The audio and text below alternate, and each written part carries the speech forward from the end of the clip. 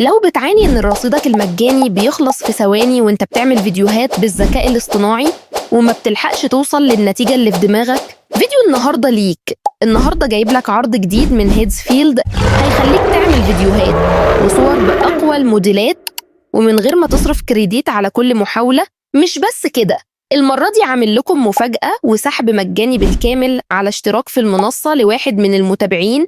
يعني حتى لو العرض مش أنسب حاجة ليك، لسه عندك فرصة تجرب وتعمل فيديوهاتك مجانا. في الفيديو ده هشرح لك طريقة تفعيل العرض خطوة بخطوة، وازاي تشترك في السحب مع استعراض لأفضل الموديلات اللي تبدأ بيها عشان تنجز وقتك. فخليك معايا للنهاية ويلا بينا ونبدأ الشرح. بقية النص كما هو هتلاقيني في وصف الفيديو سايب لك رابط تفعيل الاشتراك. لو خدت بالك هنا مكتوب Connect MCP and Access 3-day free trial plan، يعني لو فعلت ال MCP هنا عندك فرصة إنك تاخد 3 أيام مجانا. وطبعا زي ما انتم عارفين ال MCP ده ممكن يشتغل على كلود، سواء كلود العادي أو كلود كود، ممكن يشتغل على شات جي بي تي أو كيرسر أو أوبن كلو أو هيرمس. أسهل طريقة إن احنا نفعله على كلود، لكن أهم حاجة إن اللينك اللي أنا سايبها لك في وصف الفيديو تدخل عليها بحساب جديد أول مرة كنت تستخدمه في هيكسفيلد. فأنت بمنتهى البساطة هنا هتضغط على ساين أب وتستخدم أي نوعية من الحسابات دي متاحة عندك، لكن يكون أول مرة تشترك بيه في هيكسفيلد، سواء كان جوجل أو أبل أو مايكروسوفت. بعد كده هتدخل على موقع كلود نقطة EA. ممكن تستخدم النسخة المجانية عادي جدا، مش لازم تستخدم نسخ مدفوعة. وتتأكد انك عامل الافورت على ميديوم علشان يقعد معاك اطول فترة ممكنة. هتضغط هنا على علامة البلس ثم كونكتورز ثم اد كونكتور ثم اد كاستم كونكتور.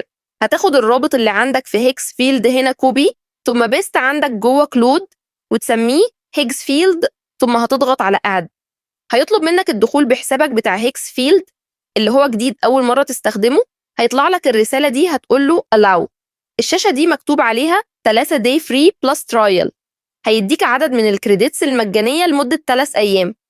عايز تفعل العرض هتقول له get 3 day free trial.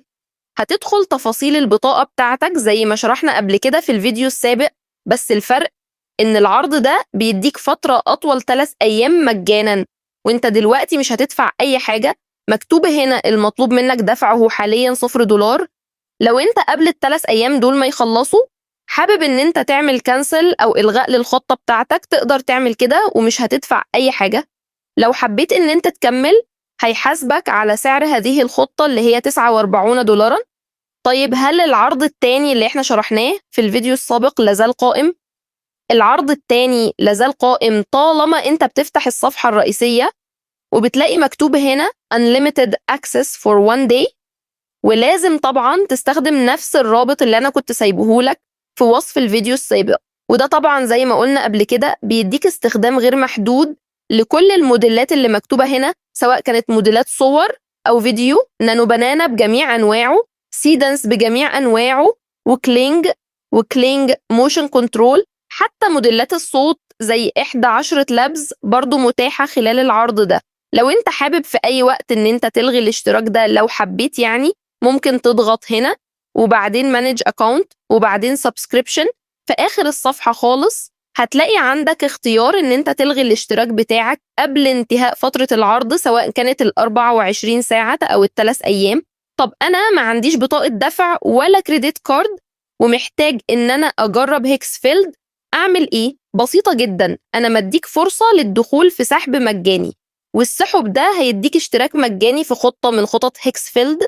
الخطة دي هتبقى متاحة ليك لمدة 5 أيام، مش هتدفع أي فلوس ولا هتحتاج كارت دفع.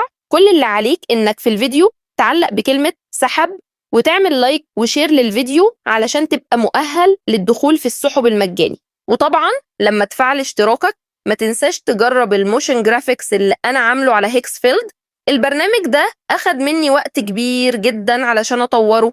البرنامج ده بيقدر إن هو يعمل لك محتوى من مجرد فكرة. طبعا هسيب لك الرابط بتاعه في وصف الفيديو. كل اللي عليك هنا تكتب له الفكرة بتاعتك. أنا مثلا قلت له فيديو 15 ثانية كيف يعمل الذكاء الاصطناعي، وبعدين ممكن تحسن الفكرة بالاي اي أو بالذكاء الاصطناعي، فبالتالي بيحسن لك الفكرة ثم كونتينيو. عندك هنا كل ستايلات الانيميشن اللي ممكن تفكر فيها في حياتك مثلا هنختار ده. لو عندك كمان السكريبت بتاعك ممكن تضيفه من هنا. لو عندك عناصر خاصة بيك ممكن تضيفها من هنا وهتقول له نيكست.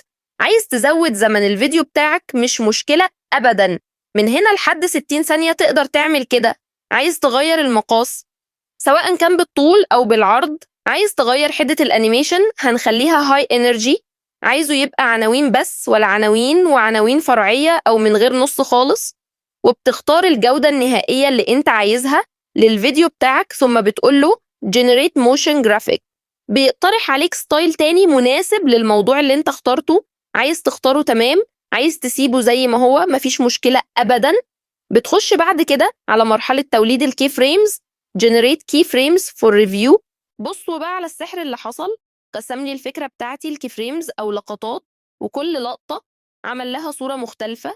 يعني دي الصورة اللي هتظهر في أول ثانيتين، وبعدين دي الصورة اللي بعدها، ودي الصورة اللي بعدها، وهكذا لحد ما بيخلص كل مدة الفيديو. كمان مديك اختيار إنك تعمل تصدير للأوامر بتاعتك كلها. لو دوست عليه هيديك كل الأوامر اللي استخدمت في تواليد الكي فريمز دي، وكمان هيديك أمر التحريك النهائي الجاهز.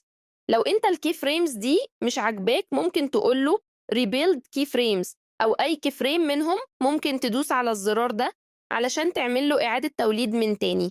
خلصت كل مرحلة الكي فريمز بتقوله generate video. بقوله generate. كل الصور اللي انت عملتها عن طريق البرنامج ده بتبقى متاحة ليك في الجاليري الخاصة بموقع هيكسفيلد نفسه.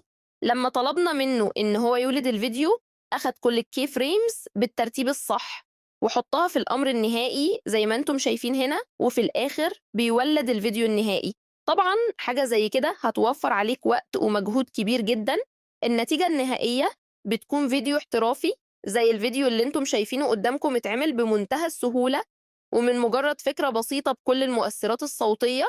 حاجة زي كده عشان تعملها بدون أداة زي دي ممكن تاخد منك وقت طويل جدا. ما تنساش عشان تشترك في السحب لازم تعمل اللي أنا قلتلك عليه في الفيديو بالظبط. وبكده نكون انتهينا من فيديو النهاردة، وأتمنى إن انتم تكونوا استفدتوا من الفيديو. وحظ سعيد لكل المشتركين، وأشوفكم في فيديو جديد بإذن الله.